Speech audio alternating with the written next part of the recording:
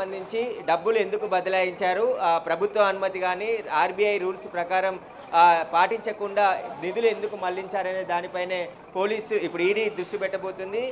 ఇప్పటికే అరవింద్ కుమార్ నుంచి చాలా కీలకమైన సమాచారం ఈడీ సేకరించడం జరిగింది. ఆయన ఇచ్చిన స్టేట్మెంట్ ఆధారంగా కేటీఆర్ని ఇప్పుడు విచారించబోతున్నారు. అయితే ఈ ఫార్ములాకు సంబంధించి విదేశీ కంపెనీ అయినటువంటి ఫార్ములా రేస్ ఈ కంపెనీకి సంబంధించి డబ్బులు బదిలీ చేశారు. అందులో ఎవరెవరి పాత్ర ఉందనే దానిపై ఈడీ ఇప్పటికే సమాచారం సేకరించడం జరిగింది.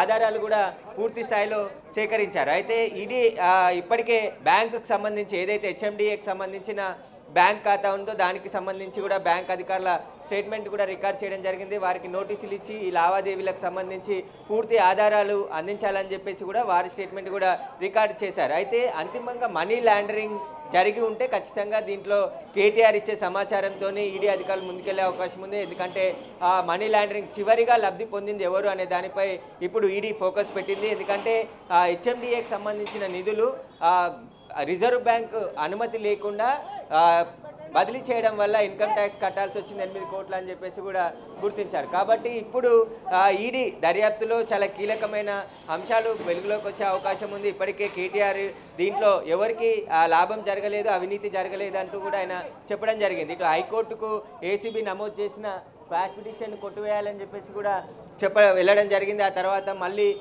ఏదైతే సుప్రీంకోర్టు కూడా వెళ్ళాడు, సుప్రీంకోర్టులో కూడా కేసు విత్డ్రా చేసుకున్నారు. కాబట్టి దీనికి సంబంధించి ఇప్పుడు ఏదైతే ఈడీ అధికారులు కేటీఆర్ని ఈరోజు సుదీర్ఘంగా విచారించే అవకాశం కనబడుతుంది.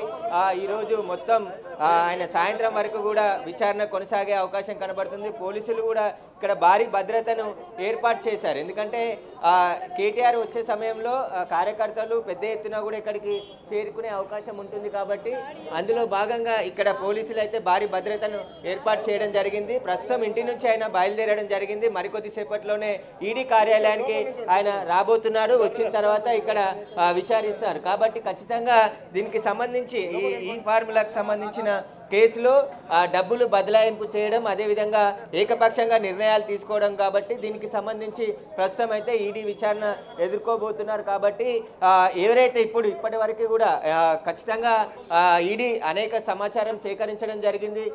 దీంట్లో ఎవరెవరి పాత్ర ఉంది, దీనికి సంబంధించి ఏసీబీ ఇప్పటి వరకు సేకరించిన ఆధారాలతో పాటు మిగతా ఆధారాలను కూడా ఇప్పుడు కేటీఆర్ నుంచి రాబట్టే ప్రయత్నం చేస్తారు. ఎందుకంటే హెచ్ఎండిఏ అధికారుల నుంచి అక్కడ జరిగినటువంటి పూర్తి స్టేట్మెంట్కి సంబంధించిన ఆధారాలు, అదేవిధంగా డాక్యుమెంట్స్, కీలకమైన డాక్యుమెంట్స్ అన్నిటిని కూడా తీసుకోవడం జరిగింది. కాబట్టి ఇక్కడ పోలీసులు అయితే ఎవరిని రాకుండా ఇక్కడ భారీ భద్రతను ఏర్పాటు చేయడం జరిగింది. కేటీఆర్ మరికొద్దిసేపట్లోనే ఇక్కడికి వస్తుందనే సమాచారంతో పోలీసులు అయితే మొత్తం ఏర్పాట్లు చేసి ఇక్కడ భారీ గేట్లను కూడా వేయడం జరిగింది. ప్రస్తుతం ఇంకా మరికొద్దిసేపట్లోనే కేటీఆర్ ఈడీ కార్యాలయానికి చేరుకుంటారు. ఆ తర్వాత పూర్తిగా ఇక్కడ ఆయనకు సంబంధించిన స్టేట్మెంట్ని సాయంత్రం వరకు కూడా రికార్డ్ చేసే అవకాశం ఉంది.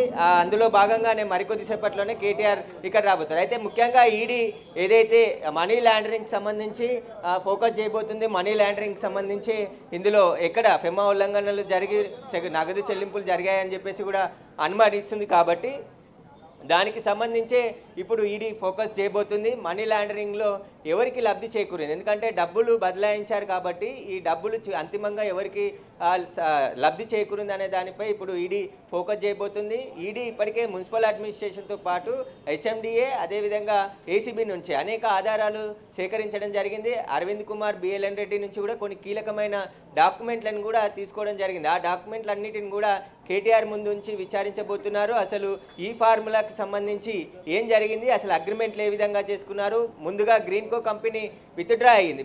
స్పాన్సర్షిప్గా వచ్చినటువంటి గ్రీన్కో కంపెనీలోనే చిన్న కంపెనీ విత్డ్రా కావడానికి గల కారణాలు ఏంటి, మళ్ళీ హెచ్ఎండిఏ నిధులే ఎందుకు చెల్లించారనే దానిపై కూడా ఇప్పుడు ఈడీ ఫోకస్ చేయబోతుంది. మనీ లాండరింగ్ ముఖ్యంగా ఇక్కడ ఈడీ ఆర్బీఐకి సంబంధించిన రూల్స్ ఎందుకు పాటించలేదనే దానిపైనే కేటీఆర్ని ప్రశ్నించనున్నారు. అందుకు ఇన్కమ్ ట్యాక్స్ కూడా హెచ్ఎండిఏ నుంచి 8 కోట్ల రూపాయలు అదనంగా చెల్లించారు. కాబట్టి ఈ డబ్బులన్నీ ఆ కంపెనీకే ఎందుకు చెల్లించాల్సి వచ్చిందనే దానిపై పూర్తిగా విచారించబోతున్నారు. ఎందుకు అసలు రూల్స్ పాటించలేదు అనే దానిపై కూడా ఈడీ ఫోకస్ చేయబోతుంది. అయితే సురేష్, మరి కాసేపట్లో ఆయన రాబోతున్నారు కాబట్టి ఇందాక మీరు చెప్పినట్టు ఆయనతో పాటు కార్యకర్తలు లేకపోతే ఇటు కేటీఆర్కు సంబంధించిన వర్గీయులు రావచ్చు. అక్కడ బందోబస్తు ఏ విధంగా ఏర్పాటు చేశారు? చూడొచ్చు మనం ఒకసారి పోలీస్ బందోబస్తు భారీగా ఇక్కడ ఏర్పాటు చేయడం జరిగింది. దీనికి సంబంధించి ఏదైతే పోలీసులు ఇటువైపు ఎవరిని కూడా రాకుండా దాదాపు 100 మీటర్ల దూరం నుంచే బందోబస్తు ఏర్పాటు చేశారు. ఇక్కడ పోలీస్ మనం చూడొచ్చు, ఇది నాంపల్లిలోని బషీర్బాగ్కు వెళ్ళే కార్యాలయం. ఇక్కడ నుంచి ఆయన వస్తున్నాడు కాబట్టి ఖచ్చితంగా ఇటువైపు రోడ్డు కూడా క్లోజ్ చేశారు. ఓన్లీ కేటీఆర్ మళ్ళీ లోపలికి వెళ్ళినంత వరకు ఈ రోడ్లో నుంచి ఎవరిని అనుమతించమని చెప్పేసి కూడా పోలీసులు చెప్తున్నారు. కాబట్టి భారీ భద్రతను అయితే ఏర్పాటు చేయడం జరిగింది. మరికొద్ది సేపట్లోనే కేటీఆర్ ఇక్కడికి రాబోతున్నాడు. ఇక్కడి నుంచి లోపలికి వెళ్ళిన తర్వాత మళ్ళీ రోడ్ ఓపెన్ చేసే విధంగా పోలీసులు చర్యలు తీసుకున్నారు. మనం చూడొచ్చు, ఈడీ కార్యాలయం ముందా భారీ భద్రతను ఏర్పాటు చేశారు. ఇటు ఎవరు కూడా బయట వ్యక్తులు ఇటువైపు రాకుండా బందోబస్తు ఏర్పాటు చేయడం జరిగింది. మరికొద్ది సేపట్లోనే కేటీఆర్ ఇక్కడికి చేరుకుంటారు. చేరుకున్న తర్వాత ఆయనని సుదీర్ఘంగా విచారణ చేసే అవకాశం ఉంది. సాయంత్రం వరకే కూడా ఆయన విచారించి ఈ కేసుకు సంబంధించిన పలు ప్రశ్నలు ప్రశ్నించే అవకాశం కనబడుతుంది. ఈడీ అధికారులు ఇప్పటికే అన్ని ఆధారాలు సేకరించి సిద్ధం చేసుకున్నారు కాబట్టి వాటికి సంబంధించి పూర్తి దర్యాప్తు అయితే చేయబోతున్నారు. ఇప్పటికే ఏదైతే మున్సిపల్ అడ్మినిస్ట్రేషన్ నిన్న ఐఏఎస్ అరవింద్ కుమార్ని కూడా మరొకసారి పిలిచి విచారణకు కొన్ని డాక్యుమెంట్లను కూడా ఈడీ అధికారులు తీసుకున్నారని తెలుస్తుంది. ఎందుకంటే ఆయన విచారణకు ఈరోజు వస్తున్నాడు కాబట్టి విచారణకు సంబంధించిన మరికొన్ని ఆధారాలని ఈడీ ఈరోజు సేకరించినట్టుగా తెలుస్తుంది. దీనికి సంబంధించి ఇప్పుడు ఈడీ ముందుకు వెళ్ళనుంది. ఎందుకంటే కేటీఆర్కి ఆయన స్వయంగా చెప్పడం జరిగింది కాబట్టి దీంట్లో భాగంగానే ఏదైతే నిధులు బదలాయించారో ఫార్ములా కంపెనీకి నిధులు చెల్లింపులు జరిగాయో ఎందుకు రూల్స్ పాటించలేదు, ఆర్బీఐకి సంబంధించిన రూల్స్ ఎందుకు పాటించలేదు, అనుమతి ఎందుకు తీసుకోలేదు, వీటన్నిటికి సంబంధించి ఈడీ అధికారులు అయితే కేటీఆర్ని ప్రశ్నించే అవకాశం కనబడుతుంది. ముఖ్యంగా అరవింద్ కుమార్ ఇచ్చినటువంటి స్టేట్మెంట్ కూడా ఇందులో కీలకంగా ఉండబోతుంది. ఎందుకంటే అరవింద్ కుమార్ దాదాపు సుదీర్ఘంగా ఆయనను విచారించారు. ఈ కేసులో అనేక ఆధారాలు ఆయన నుండి సేకరించడం జరిగింది. Right Suresh, the same time ఇందాక స్టేట్మెంట్స్ ఆధారంగా కూడా క్వశ్చన్స్ అడుగుతారు కాబట్టి ఇటు మనం ప్రీవియస్లీ కూడా చూసాను, చాలా వరకు నాకు తెలీదు లేకపోతే దాని గురించి అసలు నాకు అవగాహన లేదు అనే ఆన్సర్స్ ఎక్కువగా వినిపిస్తూ ఉంటాయి. ఈసారి కేటీఆర్ సహకరించే అవకాశం ఉందనుకోవచ్చు ఇన్వెస్టిగేషన్కి? ఈడీ అధికారుల ముందల తప్పించుకునే అవకాశం లేదు. ఏసీబీ విచారణకు అడ్వకేట్తో నేను వెళ్తానని చెప్పేసి హైకోర్టు నుంచి అడ్వకేట్ ద్వారా వెళ్ళడం జరిగింది. కాబట్టి ఇప్పుడు ఈడీ కార్యాలయానికి కేటీఆర్ఏ స్వయంగా వస్తున్నాడు. ఆయననే విచారణకి వెళ్ళనున్నాడు. ఆయన లీగల్ టీం కూడా లోపలికి అనుమతించమని చెప్పేసి పోలీసులు ఇక్కడ ఈడీ అధికారులు స్పష్టం చేయడంతో ఈ కేటీఆర్ ఒక్కరు మాత్రమే లోపలికి వెళ్తారు, విచారణ ఎదుర్కొంటారు. ఈడీ అడిగే ప్రశ్నలన్నిటికీ కూడా ఆయన సమాధానాలు చెప్పే అవకాశం ఉంటుంది. అసలు ఆయన ఎందుకంటే ఫార్ములా కంపెనీకి సంబంధించి నగదు చెల్లింపులకు సంబంధించి తానే ఆదేశాలు ఇచ్చానని చెప్పేసి కూడా కేటీఆర్ స్వయంగా చెప్పాడు. కాబట్టి ఆ ఆదేశాలకు సంబంధించి ఎందుకు ఆదేశాలు ఇవ్వాల్సి వచ్చింది, ఎలక్షన్ కోడ్ ఉంది, ఎలక్షన్ కోడ్ ఉన్న సమయంలో ఎందుకు మీరు నిర్ణయం తీసుకున్నారు, ఏకపక్షంగా ఎలక్షన్ కమిషన్ అనుమతి ఎందుకు తీసుకోలేదనే దానిపై కూడా ప్రశ్నలు అడిగే అవకాశం ఉంది. ఎలక్షన్ కోడ్ ఉన్నప్పుడు ఏకపక్షంగా నిర్ణయం తీసుకొని డబ్బులు ఎందుకు బదలాయించారు అనే దానిపై కూడా కేటీఆర్ని ప్రశ్నించే అవకాశం కనబడుతుంది. ముఖ్యంగా మనీ లాండరింగే ఈడీ విచారణ జరపబోతుంది. ఎందుకంటే ఈ ఫార్ములాకు సంబంధించి వెళ్ళిన డబ్బులు అంతిమంగా ఎవరికి వెళ్ళాయనే దానిపై కూడా ఈడీ ఫోకస్ చేయబోతుంది. దాంట్లో భాగంగానే ఈరోజు కేటీఆర్ని విచారించబోతున్నారు. అనేక విషయాలు ఇప్పటికే ఈడీ దగ్గర ఆధారాలు సేకరించింది కాబట్టి ఆ విషయాలపైనే ఇప్పుడు కేటీఆర్ని సుదీర్ఘంగా ప్రశ్నించే అవకాశం కనబడుతుంది. మరికొద్ది సేపట్లోనే కేటీఆర్ రాబోతున్నారు కాబట్టి పోలీసులు ఇక్కడ అంతా ఎవరిని కూడా ముందు రోడ్డుపై ఉండకుండా బయటికి పంపించేసే ప్రయత్నం చేస్తున్నారు. ఖచ్చితంగా మరికొద్ది సేపట్లోనే కేటీఆర్ ఇక్కడికి రాబోతున్నారు. వచ్చిన తర్వాత సాయంత్రం వరకు కూడా ఆయన విచారణ కొనసాగబోతుంది. విచారణకు సంబంధించి ఆయన విచారణ ఎదుర్కోవాల్సి ఉంటుంది. ఖచ్చితంగా ఈడీ అడిగే ప్రతి ప్రశ్నకు కూడా ఆయన సమాధానం చెప్పాల్సి ఉంటుంది. ఎందుకంటే ఏసీబీ అధికారులు అడిగిన ప్రశ్నలే అడిగారని చెప్పేసి కూడా చెప్పడం జరిగింది. కాబట్టి ఇప్పుడు ఈడీకి సంబంధించి ఖచ్చితంగా ఆయనకి ఏవైతే ఆధారాలు ఉన్నాయో ఈడీ దగ్గర వాటన్నిటిని కూడా కేటీఆర్ ముందుంచి ప్రశ్నల వర్షం కురిపించే అవకాశం ఉంది.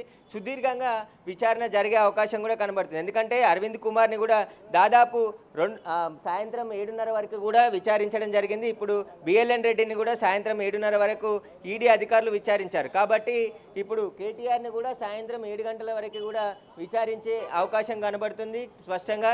దాంట్లో ఇక్కడ ఈ ఫార్ములాకి సంబంధించి రిజర్వ్ బ్యాంకుకు సంబంధించి అనుమతి లేకపోవడం, ఓవర్సీస్ బ్యాంకుకు సంబంధించి నిధులు ఏ విధంగా జారీ చేశారు, ఎలా మళ్లించారనే దానిపై కూడా ఈడీ ఫోకస్ పెట్టింది. దానికి సంబంధించిన ఆధారాలన్నిటిని కూడా ఇప్పటికే సేకరించడం జరిగింది. కాబట్టి ఈడీ అధికారులు ఇప్పుడు కేటీఆర్ని అనేక ప్రశ్నలు ప్రశ్నించబోతున్నారు. అసలు ఏం జరిగింది, అప్పుడు ఎలా నిధులు మళ్లించడానికి ఆదేశాలు ఎందుకు చేసుకున్నారు, ముఖ్యంగా అప్పుడు జరిగిన అగ్రిమెంట్లు ఏంటి అనే దానిపై కూడా పూర్తిగా ప్రశ్నించే అవకాశం కనబడుతుంది.